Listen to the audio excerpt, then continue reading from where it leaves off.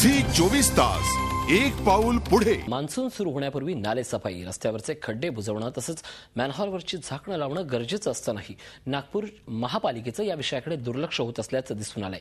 उघड्या मॅनहोलमध्ये पडून एका 11 वर्षाच्या मुलाचा मृत्यू झालाय।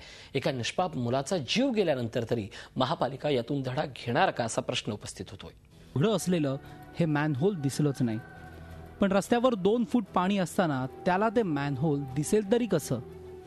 शहरातल्या मॅनहोल्सवर झाकणं बसवण्याची जबाबदारी नागपूर महापालिकेची असूनही महापालिकेच्या निष्काळजीपणामुळे हर्षल मेश्रामला आपला जीव गमवावा लागला। शहरातलं हे काही एकमेव उघडं मॅनहोल नाही, तर नागपुरातल्या अनेक वॉर्डांमध्ये आणि मुख्य रस्त्यांवर याप्रमाणे झाकणं नसलेली मॅनहोल्स सर्रास दिसून येत आहेत। कॉर्पोरेशनचे डोळे तर त्याच्यात तुम्ही 10 जण जरी त्यांचा कोणाचा डेथ झाला तरी डोळे उघडत नाही। पावसाळ्यापूर्वी कामं व्हायची तर कधी आजपर्यंत इतक्या वर्षात कधी पाहिलं नाही की त्यांचे काम वेळेवर होतील।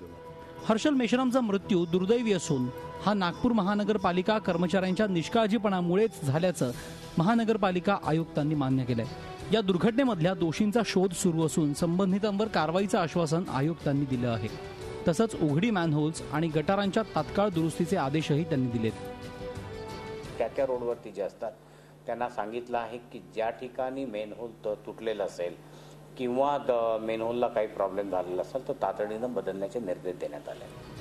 उशिरा जागं झालेलं महापालिका प्रशासन आता कदाचित दोषींवर कारवाई करेलही, पण त्यानं निष्पाप हर्षल काही परत येणार नाही। Akhilesh Halwe, Zee media, Nagpur. Zee 24 तास एक पाऊल पुढे।